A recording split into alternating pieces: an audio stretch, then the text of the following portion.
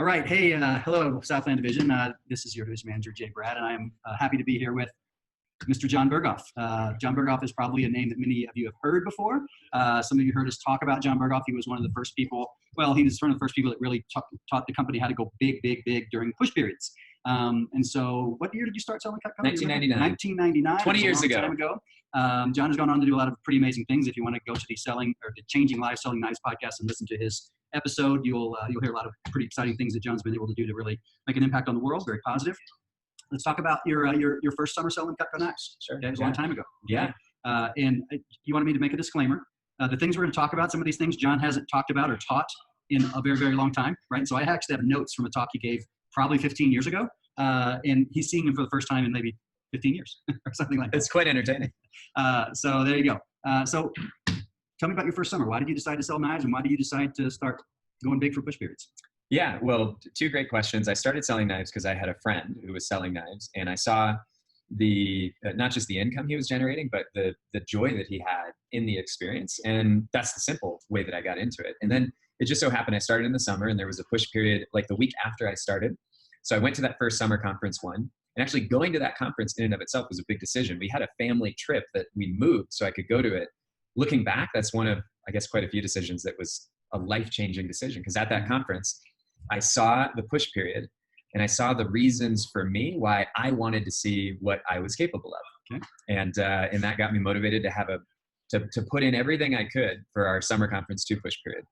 And that became kind of a tipping point for my Cutco experience, because through great teaching and mentors, and obviously a great product, which is irreplaceable, and we have the privilege to sell it, I put in a lot of effort and had great things happen. And then my whole career with Cutco took off. And the funny thing is, 20 years later, I actually think all the time about how the decision to see what was possible during a push period was maybe one of the most beneficial decisions I ever could have made, because it taught me certain things that today are still the most beneficial lessons and skills that I'm using in all different environments. Okay. Yeah. Very good. Now the record, you were going to go for a new record. I think the record was 23,000 or something, 22,000. Well, yeah. Dan would of course remember it down to the penny. Exactly. Yeah. There was some amount that somebody had sold, and I wanted to break that, and through hard work and good fortune that happened. Mm-hmm. Yeah. And so I think your first big push period was like 26,000. Yep. And you'd never, I mean, I don't even know how much you'd sold the most ever in a week before that. Probably only a few $1,000. A couple thousand, yeah. In a week, and did 26,000 in a 14 or 15 day push period. That's right. That's right. And then I remember in your notes even say this. After that, you went on to do 11 weeks in a row over 4,000. So that's right. It's like you push yourself really hard, and even though you didn't push yourself nearly as hard, having big weeks was just easier after that for you. Yeah. Well, I don't know if this is something that's still shared to every Cutco training class like it was 20 years ago, but I took it really seriously when Dan taught us that idea that the mind is like plastic, not elastic. A rubber band, you stretch it, it goes back. A plastic bag, you stretch it, it stays the same. And I heard that and I thought, wow, like, what if that's actually true? Maybe it's not true, but if it is true, let me push myself. And it became true that everything after that, it's kind of like a thermostat. It was permanently changed, and everything was able to be easier after that. Your mind and your capacity grow. Then after that, you made a decision a little bit after that to have a really big push period. You'd set the record. You'd set the record at 26,000, and then you decided you wanted to like double that record or go to 50,000 or something. And you ended up with over 60, like almost 70,000, 69,000, which was a record that stood for a long, long, long time. By the way, that was broken twice a couple of years ago. A rep in Chicago did 70. Beautiful. And then Brandon Brown, who's a top rep in Southern California, did 100,000 for a push. That's awesome. Yeah, 100. That's awesome. So, that's so inspiring. The prices are a little higher now than they were back then. Okay. Yeah. But still. Yeah. Maybe in your dollars. It's like a $400,000 push. Yeah, sure. probably. Yeah, the homemaker was $12 when I sold. So.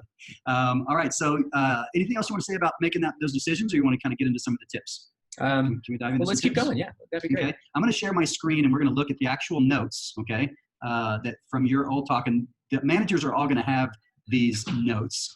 But we'll just kind of share. Let's start with the phone. Yeah, let's do the phone talk. Yeah, let's start with the phone. And we can, I can kind of summarize the essence of these notes. It's crazy to look at notes from some talk I gave some, 10, 20 years ago.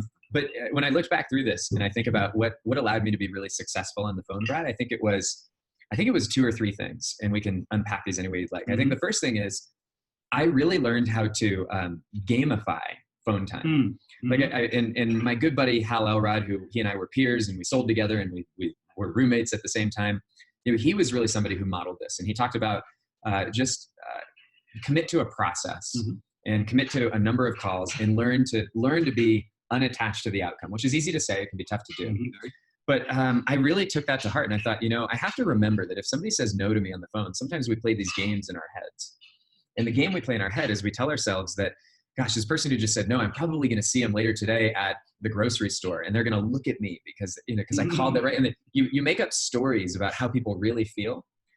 And I think I eventually realized that if somebody says no to me on the phone, there's a good chance that they probably forgot about the entire conversation before they were done hanging up the phone. Yeah, at least within a minute or two. Yeah, really. And so I had to just get over myself and realize they don't care about it as much as I do.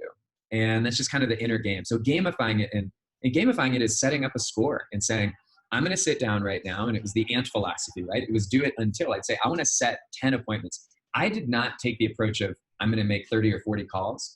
I took the approach of, I want to set this many appointments, and I'm going to make kind until literally I get that or I run out of time and I can't keep calling. That was my personal philosophy. Good. And it served me well. And so gamifying it was one thing. The other thing was, and I guess it's all related, was intensity. I just wrote that word down earlier when I was looking at these notes. I had a certain intensity about phone time. And one of the things I realized is that not all reps approach phone time the same way. And you can have two reps that are in an office. I made all my calls sitting in the office next to my manager because otherwise I couldn't keep myself accountable or disciplined. And that was the only way for me to get it done. And if I was there, I thought, if I'm going to be here, I want to be producing something. So my rule for myself is I'm either talking to somebody or dialing another number. If I'm not doing one of those two things, I'm being delusional about what's going on. So there was a real intensity. And it was a game that I played with myself to constantly see if I could get more calls in, more conversations done. And the other word that I think about is a real determination when I was on the phone with a customer to find a way to get an appointment. And it was a combination of a determination and a playfulness. Like I'm looking at some of the things I used to teach here. And there's some fundamentals that are important around scheduling, because oftentimes I think a customer is closer to giving us a demo than we think. Yeah, and absolutely. They're closer to giving us a demo than we think. And they're just putting up a natural human defense when they say, I'm too busy, I got this going on, because that's all true. And I've come to realize I just need to persist maybe a little bit more to help that customer feel great finding a way to see me. And sometimes that means remembering to be really smart about offering choices of times. You're probably all taught that, but picking two choices of times the next day, that one might be mid-morning, one is afternoon, far enough apart to where I might find a space in their calendar that works. And I got really good at when a customer would say, oh, I'd love to see you, but I've got to pick up my kids at 3, is to not hear that as a no, but to hear that as, okay, I need to come back with a different response and say, oh, hey, well, if you're going to be back by 4, I could drop by at 4:45, or if I come by 1:30, I'll be done before you have to leave. A lot of times I think a customer would hear that and they'd think, oh boy, this guy's really serious about getting this appointment. And it's almost like, I don't know how else to put it, they would give up on trying to come up with reasons because they realize this kid is pleasantly persistent. And which leads me to the idea, and this has to do with intensity and being persistent, I would share with my customers that I was hardworking. I wanted to be somebody that they would want to help. Sure. I wanted to be somebody, and I didn't realize this till years later, but I think a lot of customers enjoyed helping me because they saw me behaving the way they would want their kids to behave. Absolutely, we teach that. So working around their schedule, letting them know that I'm working hard. And the final thing I'd add about the phone time is playfulness. And I would make sure that on the phone, the customer could hear some part of me that sounded like I was having fun. Because at the end of the day, I think a customer is making a judgment when they hear this person they've never met. And that judgment, whether it's conscious or unconscious, is, would I want to hang out with this kid or this guy or gal for 20 or 30 or 40, whatever time he's going to ask for? Because if I come across as unenjoyable or in some way that they wouldn't want to hang out with me, it's not going to serve me. So I see the note here, be prepared to handle objections in a lighthearted way. I'm just now remembering all the things we used to do. I probably learned half of this from you, Brad. How long is it going to take? 7 or 8 months, but if you want the short version, we could get it done in 6 or 8 days, right?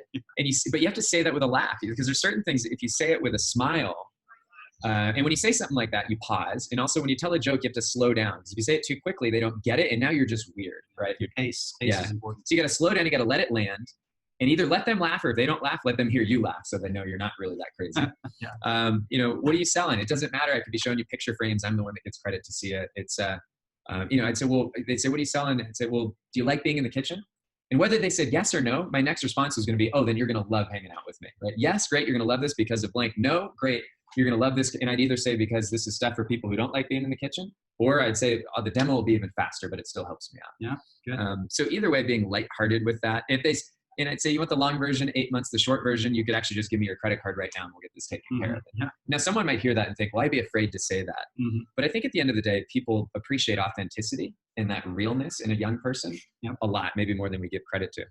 The other thing that I'm seeing in these notes from these prior talks that I gave is I'm reminded that I sold a lot of knives during unconventional hours. And I think I learned this maybe from Roman Malik. I think he was the one who told me, he said, everybody you call, they're all watching late night TV. Now, maybe they really love their late night TV and they don't want to give. Now, nowadays with Netflix, this was a different era, which frankly should make it easier because they don't have to be there at a certain time. But his point was people are awake at night. And I thought, well, what if that's true? Right. So whenever I hear somebody say something that maybe I was skeptical of, or I've never actually seen that work, should I really try this hard or go all in or do some new thing that someone is suggesting who's had success? I think one of the most important things to ask is, well, what if that is true? Then might it be worth it for me to actually see what could happen if I follow that advice? Because frankly, I have not actually lived that. So who am I to judge the advice of people who've come before me and made this work? And that was one example. And I think during some of those push periods, I sold thousands and thousands of dollars after 9 p.m. I'd have phone time where I'd be on the phone at 8 or 8:30 and I couldn't get them the next day. I'd say, I'll tell you what, I'm working so hard. I'll come see you in 45 minutes. And by the way, if you want me to bring you a snack or a dessert, you tell me what you want. I'll bring you something. Back then I used to offer to bring, they said they're busy or it was the middle of the day. I'll bring you your favorite sandwich from Subway or a cookie or something or a coffee from Starbucks. Very nice. And I don't know if anybody, I think one person one time took me up on actually bringing the thing, but many times they gave me the demo because they enjoyed the playful persistence and they respected that. That's great. Right down here at the bottom of this phone notes, it says scheduled in the same area. That makes sense.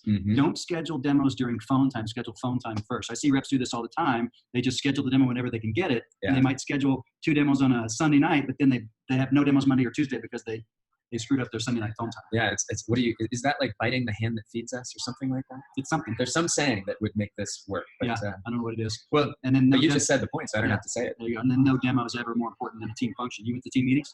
I never missed a team meeting. Dan Cassetta could confirm that. And you told me like in 4 years of being a Cutco rep, you never missed a team meeting. If I was in town, I would never have a demo or any reason to not be at a team meeting. Sometimes did you ever have to like not really want to go and just but knew that you needed to go? There were probably quite a few times where I didn't want to go.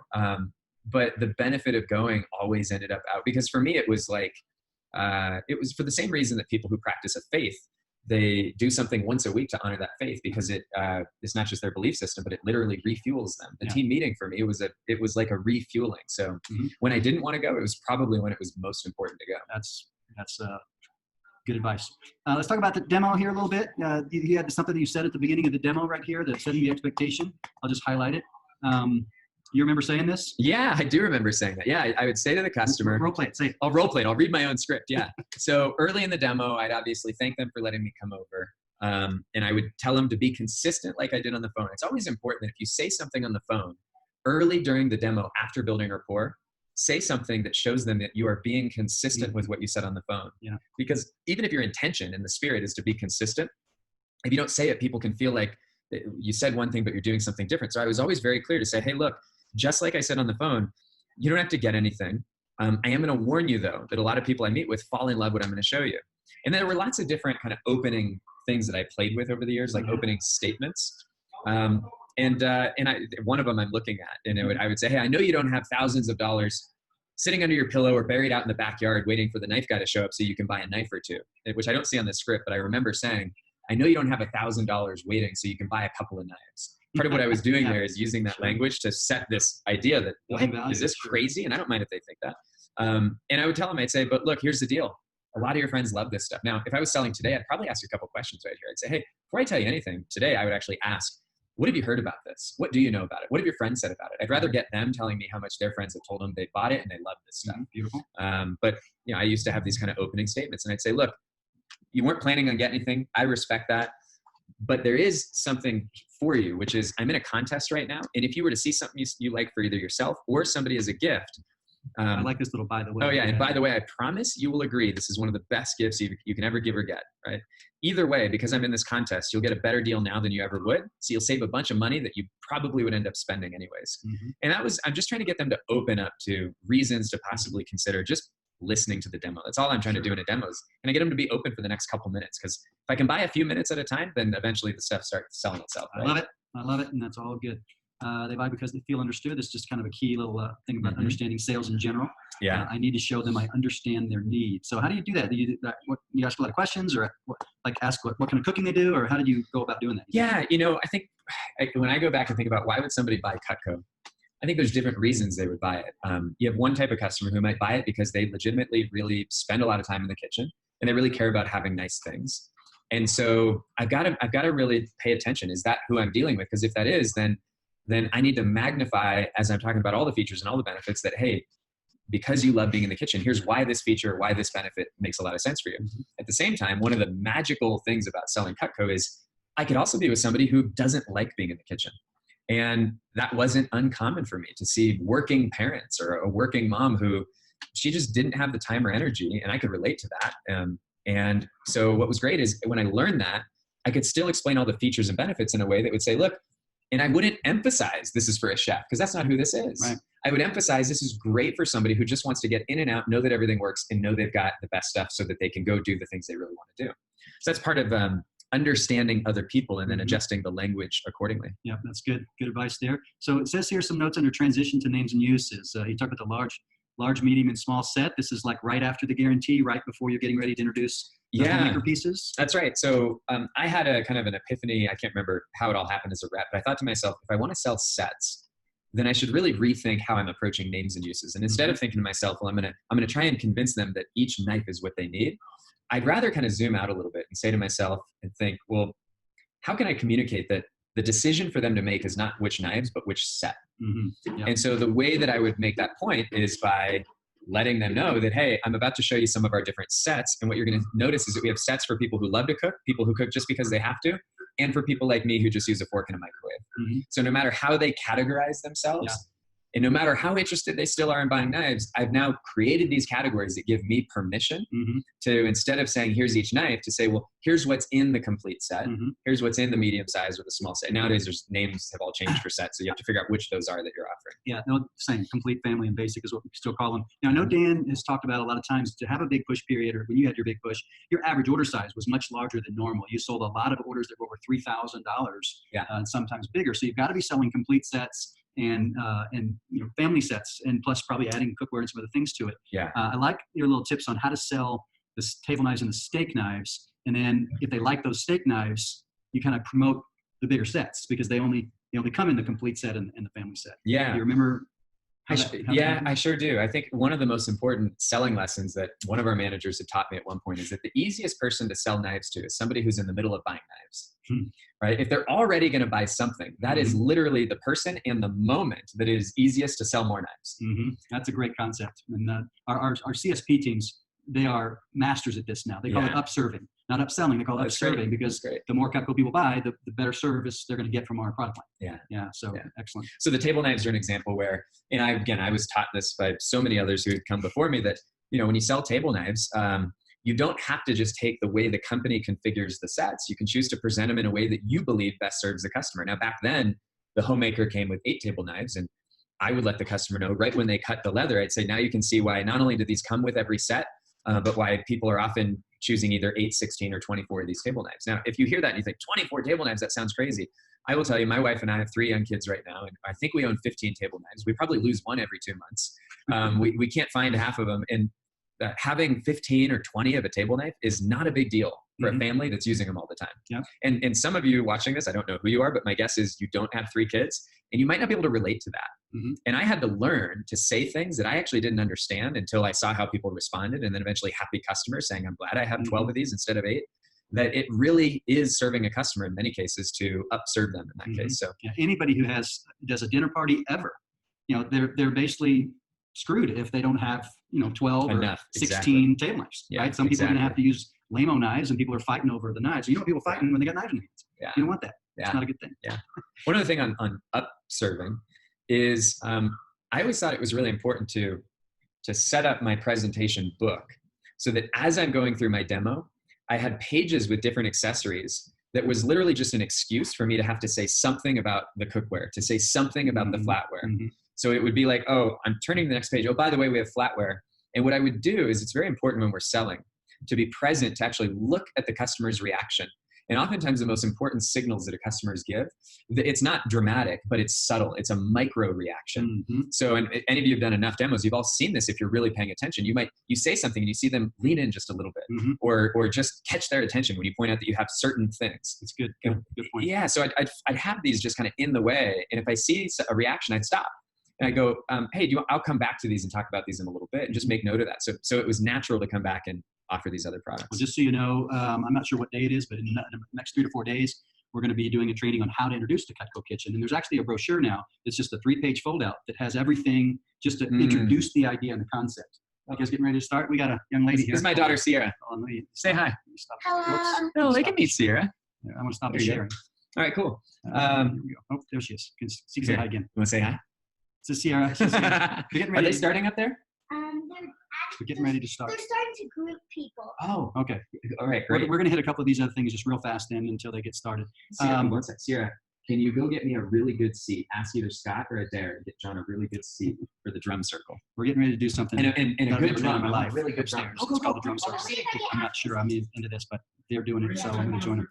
All right. So managing mindset. Okay. Now they can't see this screen. They can just see me and you talking now. Okay? So sometimes dealing with rejection. I mentioned a couple of these things here. Sometimes dealing with rejection is the most challenging. We covered this really well earlier, I think, when we talked about the idea of realizing that when people reject us, we create these stories in our heads that just aren't true. That's true. And most of these things can be covered by the local manager. Yeah, here you said, my motto for phoning, unless I'm talking to a customer or dialing a number, I'm not phoning. You said that earlier. Yeah. Speak to these last 3 points right here. Challenges will come. Yeah. So I think that one of the greatest gifts that the push period gave to me was helping me to realize that learning how to self-impose or put a challenge upon myself is one of the greatest ways to set me up for a really successful life. Because life is full of challenges that get put on us. Now, did you realize this then, or do you realize it later? No, I realized it later. I realized it later. That's the problem. We get really smart after we go through these experiences. I was at least smart enough, though, to realize that all these reasons that our managers were saying it's worth it to go all out, I thought, again, they've lived something that I have not. And what if it's true? Yeah. Like, what if it's true that whoever you are that are watching, what if it's true that you are capable of doing something that you've never imagined is possible? What if that's true?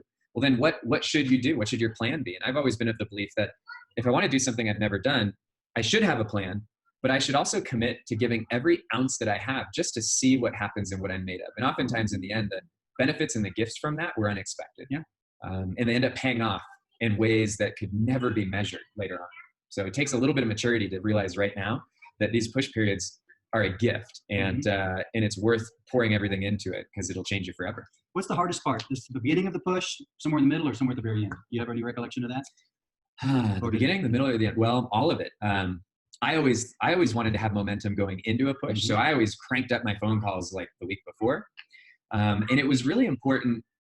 It was really important to be prepared ahead of time for how am I going to respond when my plans don't work, when people don't buy, when a customer no-shows. And my decision was, when things go wrong, I'm going to turn up the dial. I'm going to choose to use that as an excuse to go even more all in. Because I really think challenges are the greatest opportunity to shape who we really are. Yeah. Right? Challenges are the greatest opportunity to not just decide, but actually change the person that we are. And so if I'm facing a challenge, I can either back down or give in or give up and listen to my excuses, or I could stop and say, well, I'm going to go all in. I'm going to pour into this because that's the kind of person I want to be. Yeah, I love it. Well, thanks for your time, John. I appreciate it. Good to see you. We hugged yesterday. We hugged 2 days in a row now. I hugged John Berghoff. We're going to the drum circle. It's right upstairs. Yeah, they're going to drag me to do this thing I've never done. And good luck, everybody. All right, have a great push, everybody. And I'm going to talk to you again right after this video is over. So take care, and we'll talk in just a minute. I got to stop this.